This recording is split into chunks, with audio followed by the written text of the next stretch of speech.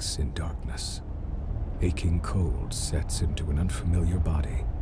A distant howling surrounds you, louder with each passing second. Insistent and invisible hands slap and tear at the membrane that protects you. Your first emotion is an involuntary and formless panic.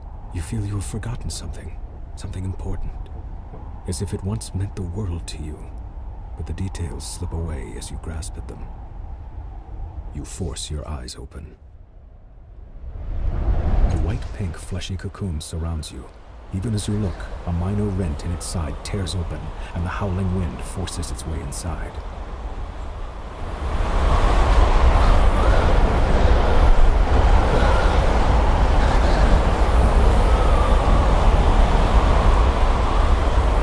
The cocoon rips away, gone before you can grab it, spinning you into a dizzying tumble. You are falling, the world many kilometers beneath you. You catch a glimpse of a curved horizon, and also the ground beneath you that is approaching deceptively quickly. Above you, a small moon is slowly collapsing in upon itself. A corona of acid green and black energy playing around its edges. The wind buffets you and burns your eyes, but you don't need to see the details of the faraway ground to know you're in serious trouble. You won't survive a fall from this stratospheric height. A part of your frantic mind babbles that technically you probably fell from a thermospheric height. You struggle to stay focused as the ground rushes toward you.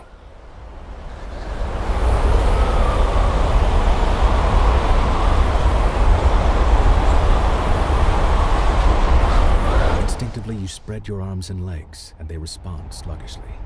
You stop tumbling head over heels. Though you are still spinning laterally, that motion has calmed as well. And you have space to assess your situation, and perhaps to understand the predicament and the body in which you find yourself.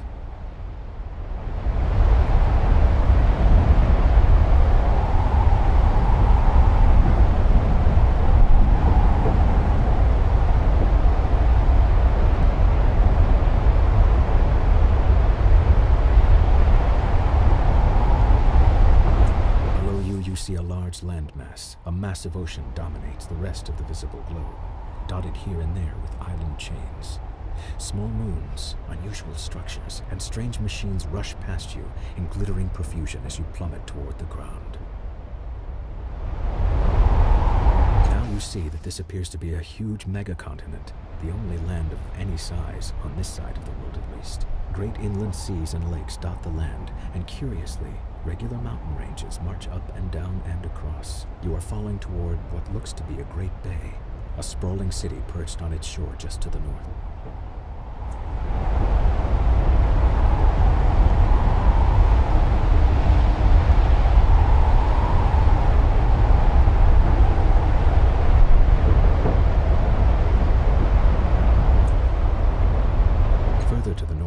You see a broad plain scattered with curious structures, visible even from this height. The northeastern portion of this land looks to be a desert, a strange blue dot like an eye in its exact center. It seems to hold a city in its watery grasp. To its west is a ring of huge mountains, surmounted by enormous carved peaks spewing magma into a central catch basin. What concerns you most right now is the bay below you. It's coming at you quickly.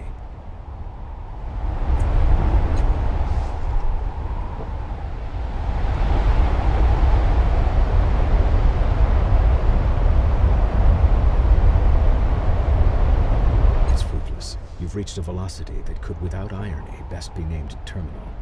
You spread your arms and legs and try to catch a draft, and it looks like you'll hit the bay that's rushing toward you, unless you hit the building in its littered waters. A strange web of colors surrounds you, thrown by a figure standing on the balcony of the structure, but it is effective only at slowing your fall.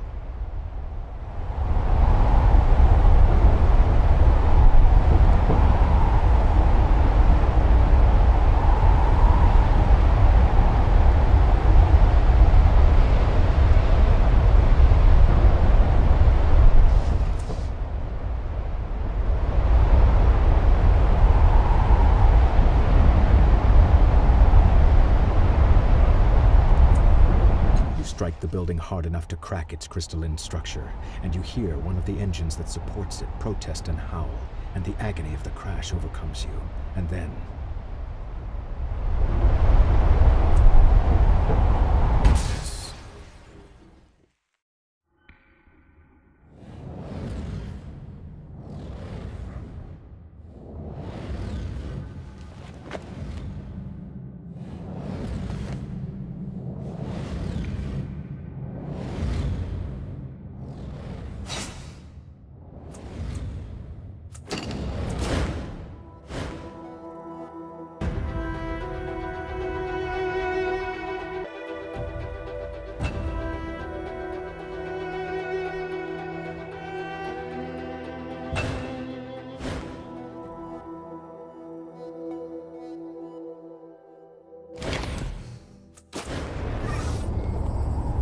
Your mind, wait, you force your eyes open.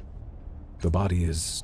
wait, you are wearing a form-fitting suit of some dark material. You recall that you were wearing something much more elaborate a short time ago. You have smooth, light brown skin, 5 fingers on each hand, 5 toes on each foot. Good muscles, strong but not bulky, and slim hips. Your palms are soft, as if they have not done much labor, but scars and burns on the hands and wrists suggest that you haven't always been careful. Why can't you remember this?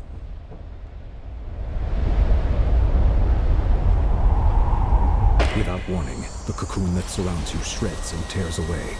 You are falling. Above you, a small moon is slowly collapsing in on itself. The world is many kilometers below you.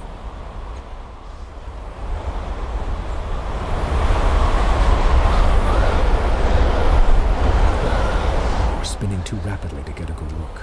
You can see a large landmass, a vast body of water directly below you, and scattered archipelagos, but the detail eludes you. A deep black night is above you, its nocturnal clarity disappearing as the haze of atmosphere envelops you.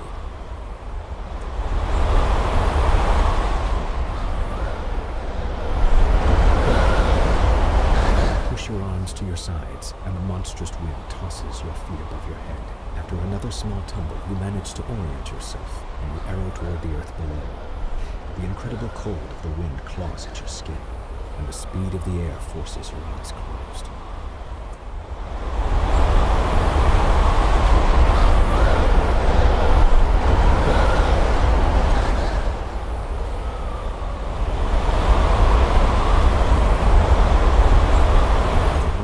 It's coming up fast. You see a large bluish smear directly below you, some sort of occlusion near that. It's an interesting composition. Strange how you know the term composition. Were you perhaps an artist? Made less beautiful by the certain knowledge that you're about to smear yourself across it. A kaleidoscope of colors erupts across your vision, and you hear the sound of wind change. You're not rushing nearly as fast as you were.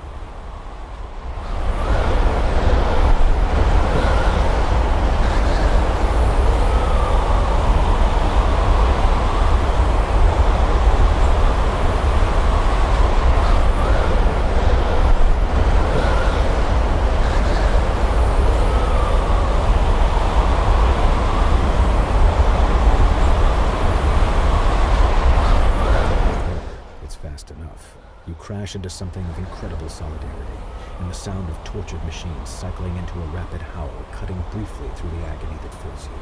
And then...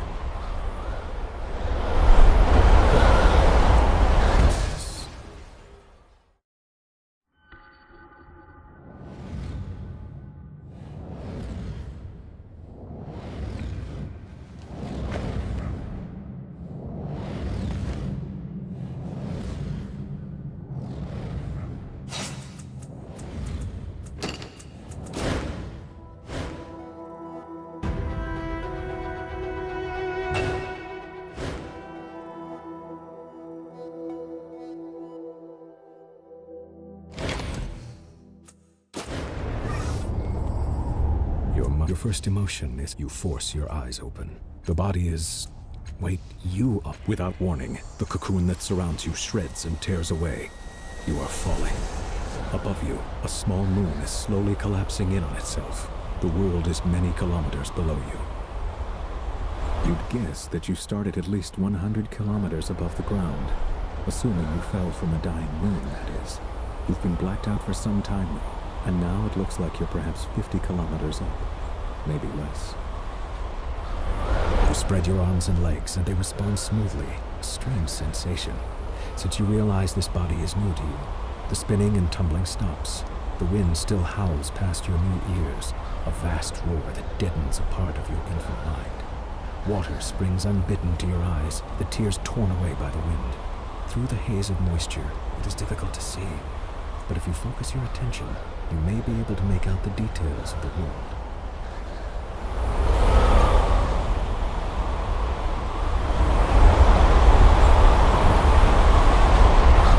Focus on it.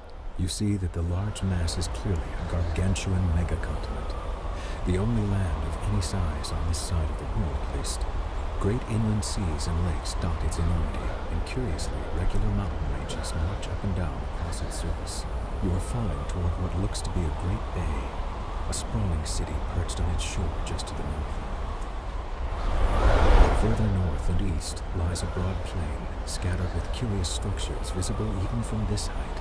The northeastern part of your vision is a perfectly circular desert, a blue dot containing a watery city in its exact center. To the west lies a ring of mountains, surmounted by enormous carven peaks spewing magma into a central catch basin. What concerns you most right now is the ground. It's coming at you fast. Directly below you is a littered bay.